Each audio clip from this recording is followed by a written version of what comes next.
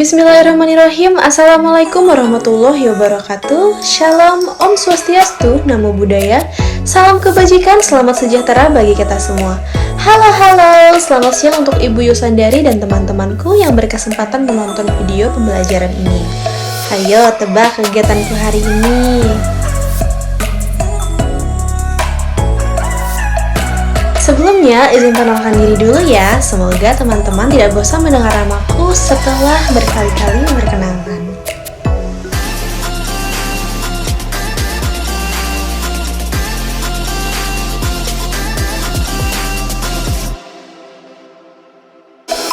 Kali ini aku akan membawakan informasi menarik nih yang akan menambah wawasan kalian dengan tema keterkaitan public speaking dengan sosiologi komunikasi. Teman-teman komunikasi pasti udah gak asing dong dengan kata public speaking. Gimana enggak? Karena aktivitas tersebut menjadi pacuan kita dalam belajar ilmu komunikasi. Tentunya teman-teman juga gak asing dengan kata sosiologi, bukan? Meski sudah familiar dengan keduanya, biar aku jelaskan sedikit mengenai apa itu public speaking dan sosiologi. Public speaking adalah seni berbicara atau berpidato di depan umum. Istilah ini berasal dari para ahli retorika yang mengartikannya sebagai keterampilan berbicara di depan sekelompok besar orang. Dalam bahasa Indonesia, istilah ini diartikan sebagai berbicara di depan umum atau berbicara di depan publik. Public speaking melibatkan komunikasi verbal antara seorang pembicara dan sekelompok orang sebagai audiens dalam suatu acara atau kegiatan. Pembicara biasanya harus dapat menyampaikan pesan yang jelas dan efektif kepada audiens agar dapat memengaruhi pandangan, kemudian perasaan, atau tindakan mereka. Apa sih sosiologi itu? Secara etimologis, sosiologi berasal dari kata Latin yaitu socius dan logos. Socius berarti kawan dan logos berarti berbicara tentang masyarakat. Sosiologi berusaha menguraikan, menerangkan, secermat dan seobjektif mungkin bagaimana dan mengapa dalam sebuah kelompok masyarakat harus saling bergaul dan saling mempengaruhi satu sama lain. Lalu, apa sih kaitannya public speaking dengan sosiologi? Teman-teman, secara sadar maupun tidak, public speaking dan sosiologi itu dapat dikaitkan melalui berbagai perspektif yang menyoroti bagaimana komunikasi lisan di depan umum mempengaruhi dan dipengaruhi oleh dinamika sosial. Misalnya seperti ini. Dalam interaksi sosial, public speaking berlandaskan pada interaksi sosial yang melibatkan proses saling mempengaruhi antara individu dengan individu, individu dengan kelompok, maupun antar kelompok. Balik lagi nih, apa itu sosiologi komunikasi?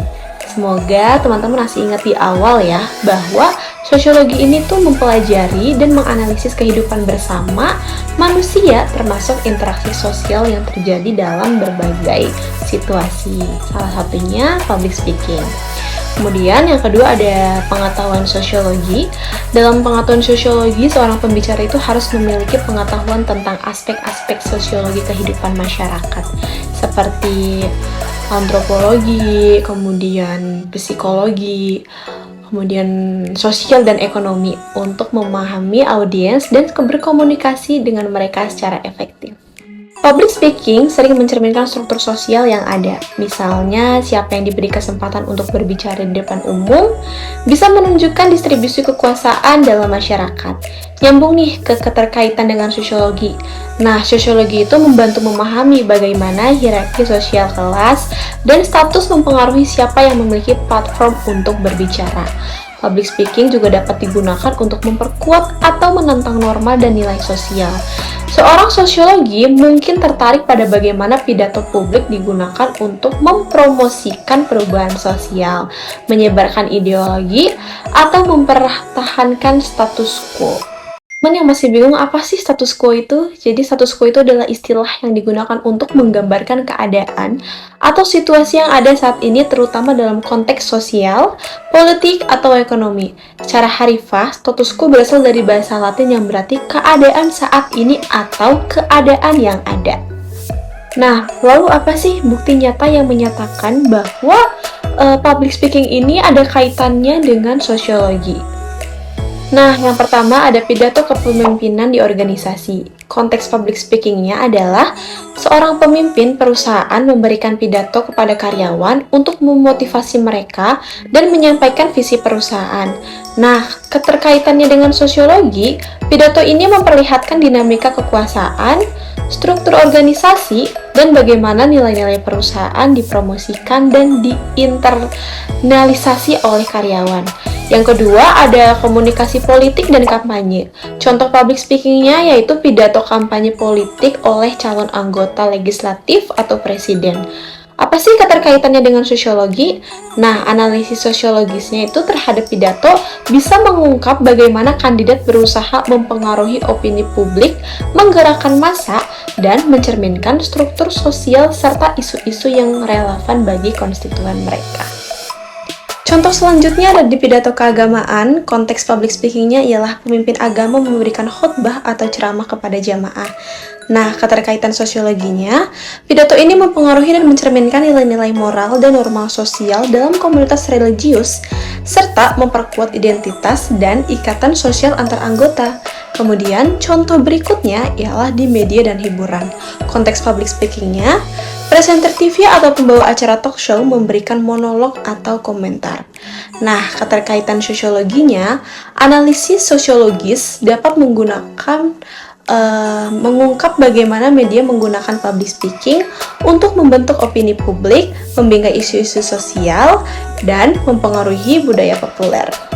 Nah, contoh-contoh tadi itu menunjukkan bagaimana public speaking berfungsi sebagai alat komunikasi yang mempengaruhi dan dipengaruhi oleh struktur sosial, norma, dan dinamika kekuasaan dalam berbagai konteks kehidupan sehari-hari. Kemudian, sosiologi pun membantu memahami konteks dan dampak dari public speaking ini, memberikan tentang bagaimana masyarakat berfungsi dan berubah. Dengan mengaitkan public speaking dengan sosiologi, kita bisa mendapatkan wawasan lebih nih dalam tentang bagaimana komunikasi di depan umum tidak hanya mempengaruhi individu, tetapi juga membentuk dan dibentuk oleh struktur sosial, budaya, dan kekuasaan dalam masyarakat. Oke, kesimpulan dari pembahasan kali ini ialah public speaking dan sosiologi memiliki keterkaitan yang erat dalam berbagai aspek kehidupan sehari-hari. Kenapa? Karena public speaking di sini berfungsi sebagai alat komunikasi yang kuat untuk menyampaikan ide, kemudian mempengaruhi opini publik, dan memobilisasi tindakan kolektif. Melalui pidato, kampanye publik, gerakan sosial, pidato keagamaan, edukasi, media, kampanye kesehatan publik, dan pertemuan komunitas. Public speaking juga mencerminkan dan mempengaruhi struktur sosial, nilai-nilai dan dinamika kekuasaan dalam masyarakat. Sedangkan sosiologi itu memberikan kerangka analitis untuk memahami bagaimana sih public speaking ini tidak hanya membentuk persepsi dan perilaku individu, tetapi juga memperkuat dan menantang status quo, norma sosial, dan identitas kelompok. Dengan demikian, mempelajari public speaking melalui lensa sosiologi membantu kita memahami peran komunikasi lisan dalam proses sosialisasi, perubahan sosial, dan penguatan ikatan sosial di berbagai konteks sosiologi. Nah, teman-teman, sampai sini sudah bisa ya menangkap dan menyerap informasi yang aku sampaikan. Semoga dengan diputarnya video aku ini, wawasan yang aku berikan dapat dipahami dengan baik oleh kalian semua. Aku Aya, izin pamit undur diri. Wassalamualaikum warahmatullahi wabarakatuh. Bye-bye!